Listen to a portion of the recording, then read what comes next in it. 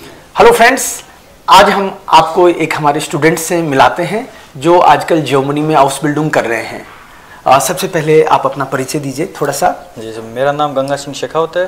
मैं जयपुर राजस्थान से हूँ। अभी मैं निवारू में रहता हूँ और वैसा मेरा हाउस बिल्डिंग फरकोइफर हाउस बिल्डिंग है। ये इस हाउस बिल्डिंग के बारे में हमको थोड़ा सा बताओ। फरकोइफर हाउस बिल्डिंग जो आप कर रहे हो, कौन से सिटी में हो, कहाँ पे हो और क्या काम करते हो?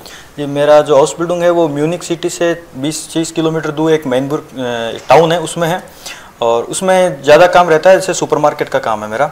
सुपरमार्केट में जैसे होता है, जैसे कासे पे बैठना, इन्वेंटरी करवाना, जो कस्टमर्स होते हैं उनको थोड़ी इन्फॉर्मेशन देना प्रोडक्ट के बारे में, और जो प्रोडक्ट हैं उनको थोड़ा लिस्टेड करना होता है कि कौन से प्रोडक्ट अनगे बोट में हैं, कौन से जो है वो उनकी फॉल्स डाटूम जो ख़त्म होने वाली है उनको साइड में करना होता है। और थोड़ा सा वो जो लागर का काम होता है जिसमें जो स्टोरेज वगैरह काम होता है, थोड़ा सा वो भी देखना पड़ता है। इसमें मतलब आपने B1 के बेस पे अप्लाई किया? जी सर, मैंने B1 गोयते सर्टिफिकेट से किया है। उसके बाद में मैंने जो इंटरव्यू था उसके अंदर मैंने जो सर्टिफिकेट थे उसमें सारे में मैंने B1 सर्टिफिकेट ही मेरा काम है।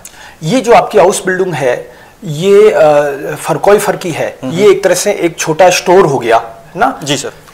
तो इसमें प्रोग्रेस के क्या चांस हैं ताकि लोगों को पता चले कि इस तरह की हाउस बिल्डिंग में क्या चांसेस हैं? वैसे जो फरकोइफर हाउस बिल्डिंग है वो 2 साल का होता है। उसके बाद में एक वाइटर बिल्डिंग होता है जिसमें तुम्हें काउफमान की जो पोस्ट होती है वो दी जाती है, जिसमें आप सुपरमार्केट में भी काम कर सकते हैं। और जो कपड़ों की दुकान होती है जैसे H&M हो गई, जारा हो गई, इनके अंदर तुम्हें प्रैक्टिस कराई जाती है। फिर वो 3 साल का हाउस बिल्डिंग करने के बाद में आप फिलहाल लाइटर भी बन सकते हो। फिर अगर आपने जैसे ग्रेजुएशन कर रखी है तो ग्रेजुएशन के बाद में तुम्हारे चांसेस और बढ़ जाते हैं। जैसे उसके बाद में तुम शेफ़ भी बन सकते हो। शेफ़ के अंदर क्या होता है कि जैसे तुम्हें ज़्यादा कुछ करना नहीं होता, तुम्हें जैसे कंपनी की तरफ से काम दिया जाता है, उसके अंदर तुम्हें 4-5 जैसे स्टोर होते हैं तो तुम्हारे अंडर में होते हैं। तुम्हें बस उनको संभालना होता है कि उनका जो उमजात से वो सही आ रहा है। उमजात जो होता है वो एक तरह से होता है कि इस वीक का कितना रेवेन्यू निकाला है एक सुपरमार्केट ने। जैसे आप यहाँ से जर्मनी गए और वहाँ पे काम स्टार्ट किया, तो शुरू में थोड़ा सा टफ लगा होगा, और अब और शुरू में मतलब कितना फर्क है, और कितने दिन बाद में आप इंडिया आ गए? जी, शुरुआत में जैसे प्रोबेसाइट होता है तो प्रोबेसाइट में क्या होता है कि वो जितना हो सके उतना सिखाने की कोशिश करते हैं।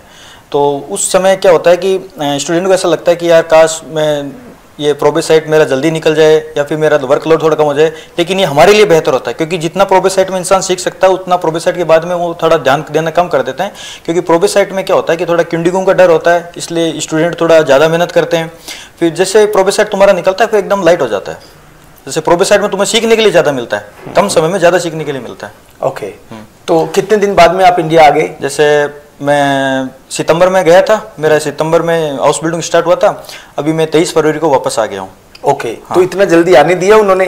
जी सर, वो कई बच्चों को ये क्वेरी रहती है कि कितने दिन में आ सकते हैं, नहीं आ सकते हैं, 3 साल बाद ही आ पाएंगे क्या? ऐसा नहीं, ऐसा कुछ नहीं होता है। वो ऐसे कहते हैं कि जैसे आपको 6 महीने अपने बेतरीब के अंदर देने होंगे, लेकिन अगर आप अपने एम्प्लॉय के साथ अच्छा व्यवहार रखते हैं, अच्छा काम करके देते हैं, अच्छी इमेज बना के रखते हैं, तो आपको थोड़ा बहुत लाइट दे देते हैं कि आप जा सकते हो थोड़े समय से पहले, थोड़ा समय के बाद, इसमें कोई इशू नहीं होता है। ओके, तो आपको 1100 यूरो पर मंथ? जी सर, मेरा 1100 यूरो पर मंथ था। अभी जनवरी 2025 से मेरा 1300 यूरो पर मंथ हो गया। अरे वाह, बहुत बढ़िया। जी सर। तो ये आप लोगों को पता चला कि किस तरह से फरकोइफर में हाउस बिल्डिंग का रहता है। ये जो आपका फरकोइफर हाउस बिल्डिंग है, जी सर, ये मीट प्रोसेसिंग नहीं है। नहीं। ये एक तरह से आप किसी स्टोर में काम करते हैं। इसमें ऐसा होता है कि अगर कोई मीट भी है तो वो पॉलीपैक्ड होता है। उसमें ऐसा नहीं होता है कि हम टच नहीं कर सकते, वो पॉलीपैक्ड होता है, उसमें कोई इशू नहीं होता। उसमें ज़्यादा कुछ नहीं करना होता। तुम्हें ग्लव्स वगैरह दिए जाते हैं, तो तुम्हें क्या होता है कि उनको बस अरेंज करना होता है कि एक लाइन के अंदर बस, और ज़्यादा कुछ नहीं करना होता। ठीक है, ऐसा नहीं है कि तुम्हें वो पैक करना होगा, टेस्ट करना होगा, ऐसा कुछ। वहाँ जाके आपको क्या लग रहा है कि कितनी संभावनाएं हैं इंडियन स्टूडेंट्स के लिए? जी सर, जैसे मैं अपने शूले में जाता हूँ, मैं अपनी बेहतरी में जाता हूँ, तो उनका जो बिहेवियर है उसको देख के ऐसा लगता है कि वो इंडियन स्टूडेंट को ज़्यादा प्रेफर करते हैं अदर कंट्रीज़ के मुकाबले। ऐसा क्यों लगता है आपको?